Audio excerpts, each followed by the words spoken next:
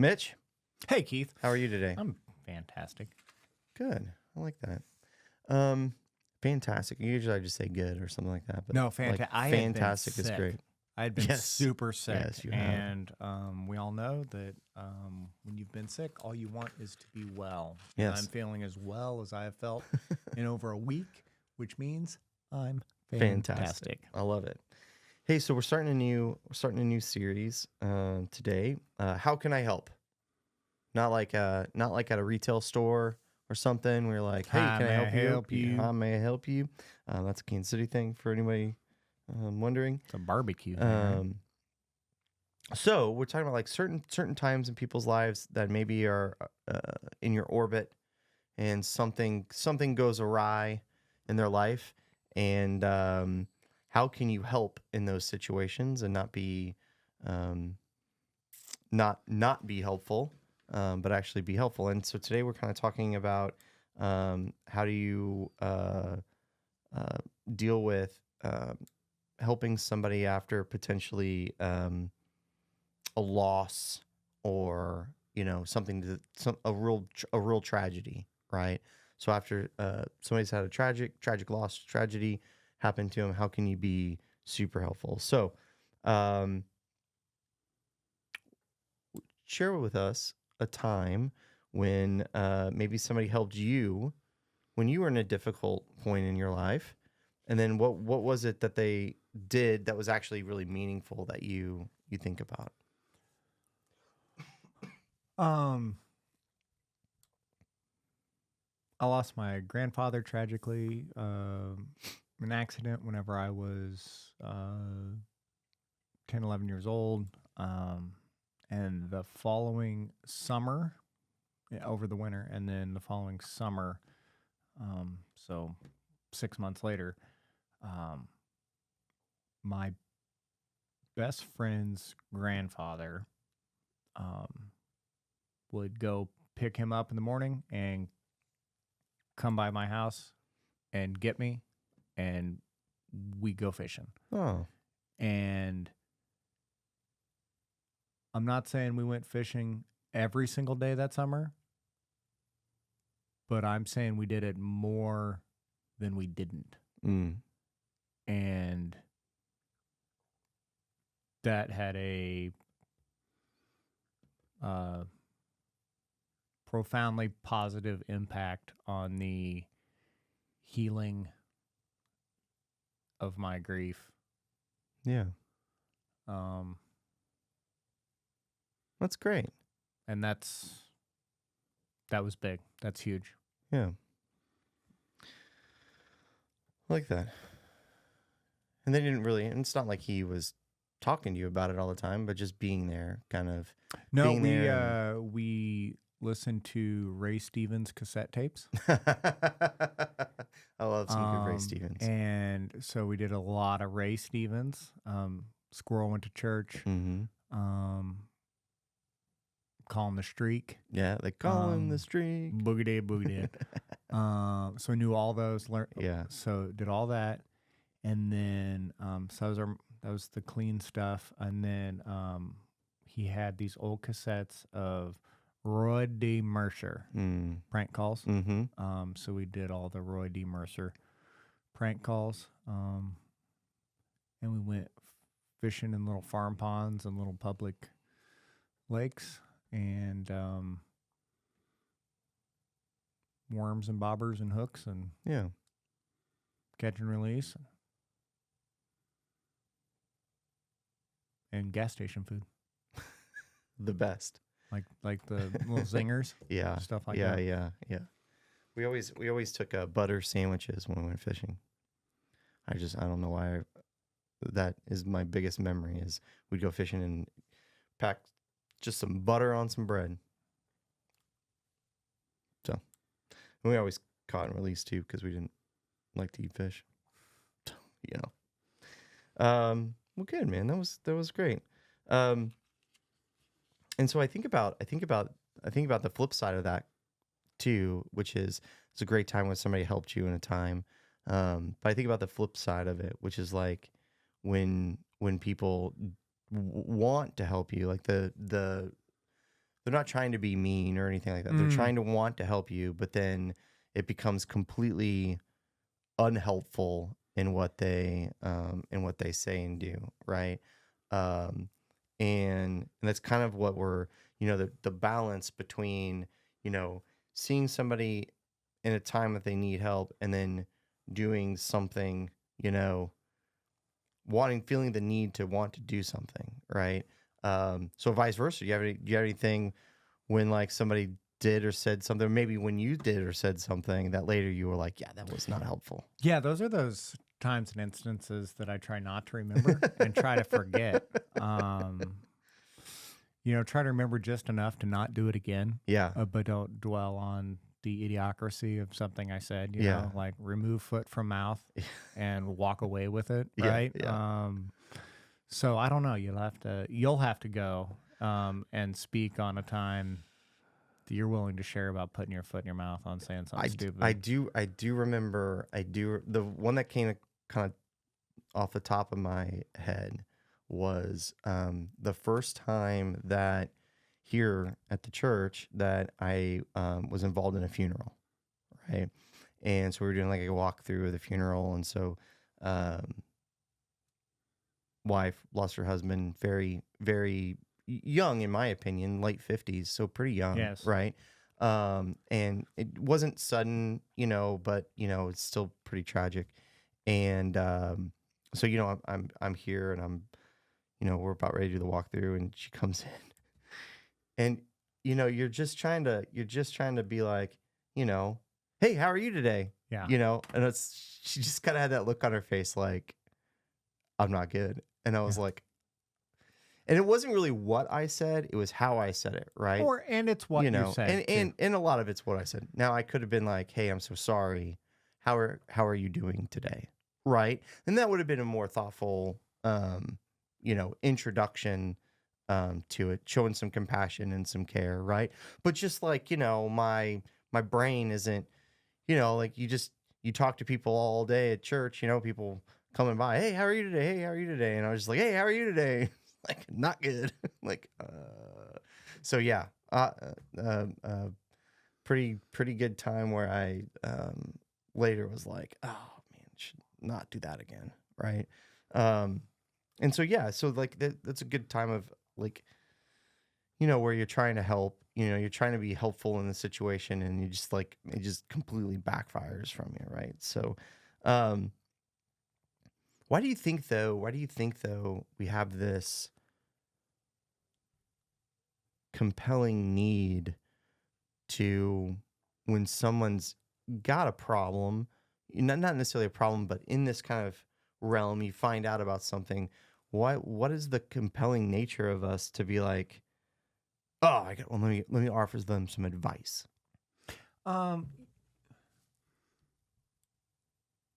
Because you'll have people that maybe lose a parent. Yeah, and you I don't lost know. your parent, so And you like want to Maybe give them it's- some advice. Maybe it's related to, like, we've talked before about like the Zeigarnik effect, that how your brain keeps working on unsolved problems, and it's like Yeah. it's part of like marketing and there's always like the little cliffhanger before the commercial break that like is supposed to keep your brain working on it, Sure, so that yeah. you channel surf back to this, you want to be there when the commercial break ends or Right. whatever, right? There's that.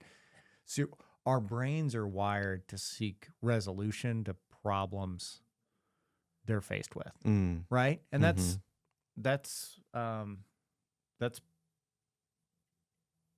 who we are as a species, right? Like this problem solving. So when we see an incongruency or something that doesn't is unresolved, we like want to try to resolve it. Yeah. And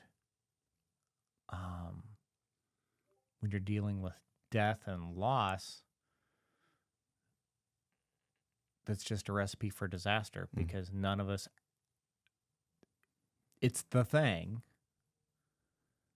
that we don't know what comes next. We can't definitively. Right. You have hope. Yes. but definitively you don't really So know. we can't have a right answer. Mm-hmm. So then we fall all over ourselves trying to fill in, piece together Yeah. the missing pieces, and it's a recipe for disaster. Yeah.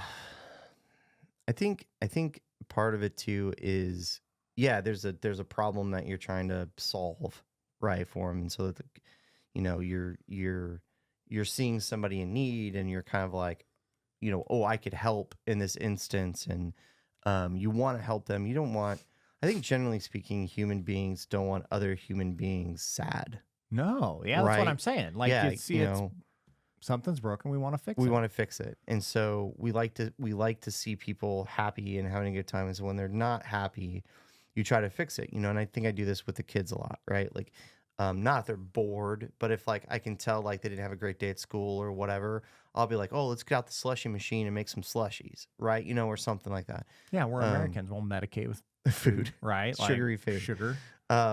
There's other things, knock it off.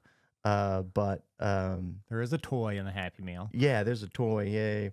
But I try to like, I try to help any way that I can, right? Um, and I really think that like, but part of it too is this um need to feel connected. Like we have this connectiveness as people. We're not a solo species, Mm-hmm. right? And so I think we're constantly also trying to find ways to get connected with people, right? Like when you meet somebody, hey, I'm Keith, I'm Mitch. Hey, what do you do? You're looking for something that then Connect you with. can bridge that gap between unknown and be connected, right? And so I think some of that is that too. If it's a person that you like, in my instance, if I'm talking to somebody that I don't know, but I can tell something's going on with, it's much different try to fix their problem than it is if it's one of my kids or my wife or somebody that I know really well, right? Um, and I feel like in a lot of cases we handle the personal ones a lot better than we handle the people the acquaintances or the people that we don't really know, right? Because we have more information. Like you and I have more information about each other, so it's easier for me Mm-hmm. to maybe say something to you that isn't as hurtful as some rando person trying to do it, right? And so I think for me, a lot of it's that connectedness piece of it too, that makes a big difference in how we interact and how we act. What do you think? Yeah, I'm in agreement that we try to we complicate things by trying to oversimplify them, Mm, and we have a hard time accepting the fact and communicating the fact that it's okay to not be okay. yeah, It's okay to not be okay. yeah. And I think too, we always want to put a time frame on that you cannot be okay, right? So like, Mm-hmm. you Mm-hmm. know, uh, lose your spouse. Hey, it's okay, it's okay, it's okay, it's okay. And then 5 years go down. You gonna date anybody else? You know what I mean? Like, Yeah. like it's common, right? Like it's common, and when are you gonna go out on a date? What you really need to do is just get out there on a, you know what I mean? And I just find that like everybody heals. I don't think you fully heal from anything, right? Like you're always gonna carry the scar and the burden with you. But everybody gets to a point where they're better than not okay at a different rate, Mm. right? And I just think that like again, that goes into the problem of people wanting you to be happy, but not understanding that you got to work through certain things. So, and I really think that we look at sometimes grief as this problem that we have to solve, kind of to your point, right? Like, oh, well, they're in this grief. We've got to solve it. Like they've got to solve it for themselves. I can help Yeah. you solve this problem.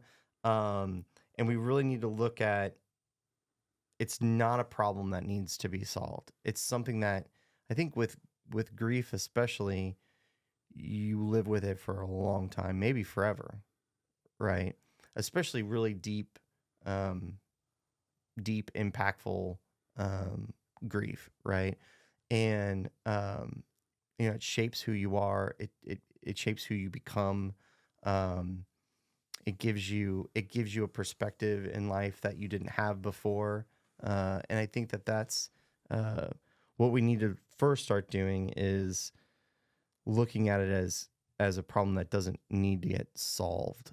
The grief portion of it, right? Um, and so I think really how you do that. So if you're in a situation with somebody's grieving, um, particularly we looked at kind of the story of Job for this, right? Loses all of his. If you don't know the story of Job, um, uh, God and Satan kind of, Satan goes to God and says, "Hey, this guy Job, like he loves you, everything, he's super faithful, but it's because you've given everything to him in his life. I bet if you take all that stuff, I bet if I take all that stuff away, he'll curse your name, right?" And so, Satan then goes and kills his kids and livestock and all kinds of stuff, just basically like tears this man's life apart, right? And his friends come to they hear all this, so they kind of come to help or to console, right? Um, and Yeah, they open up great. Like yeah, they open come up in, great. they come into the story like champs. They Yeah. just show up. And have you ever read the Frog and Toad book? Yes, a long Oh time my ago. God, I love that book. Yes. Loved that book as a kid. Loved as an adult. There's a couple different. There's little short stories in there. Mhm. Hopefully the listeners are down with the Frog and Toad book. There's the one where they eat the cookies, which is great. That one's one of my favorites. Like, you can have your willpower, I'll have the cookies. Yeah. Right. I think Toad says. But anyway, one of the stories, Toad's really sad. I think it's the one where he lost his list and he didn't know what to do or whatever. So Toad, I think the line goes something like, "So Toad sat down and did nothing." Yeah. And Frog sat with him. Yeah.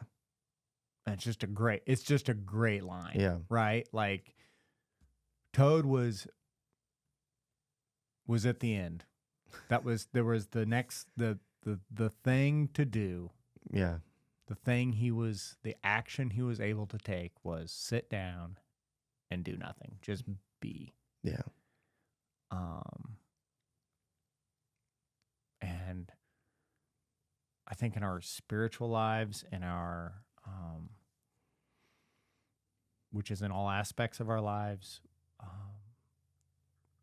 there will be different times in our timeline where we will be at a point where our only thing we can do is just be present in the Lord's presence and be still. Yeah. And it's really powerful if there's someone to be alongside us. Mm.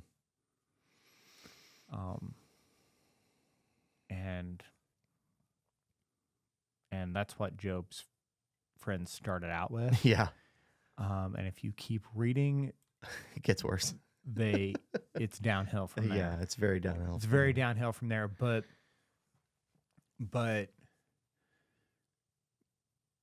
so they come, they see Job from a ways away, and he's so distraught and everything that they see immediately he's in super pain, right? So they tear their clothes, right, which is a symbol of grief for him, and they just sit down for 7 days.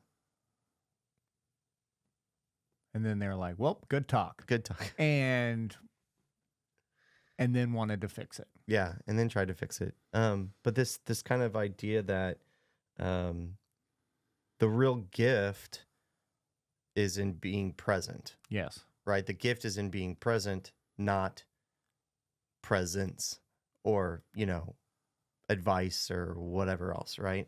So just being there for somebody. And, my question for you would be, like, what does that mean to you in real life, right? Like, what does that mean to you? Obviously, we're not going to go to somebody's house and sit with them for 7 days, right? So, like, what is for you some of the things that you think our listeners and us, we can take away from this and be like, these are some helpful things to do in these situations. These are things that you can do and kind of live into this Job-like, friends of Job-like experience. I think actual physical presence is the best. So if there is this opportunity to just be physically present, that's best. Yeah. But then the circles get wider going out from there, and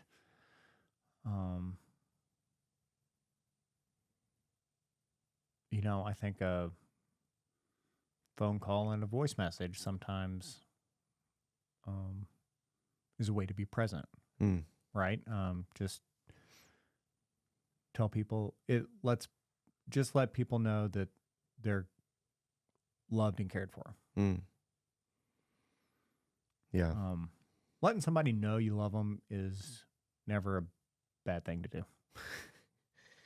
Accurate. Yeah, I can, I can definitely. At the flip side of this, some of those things for me and you, our kind of personalities are not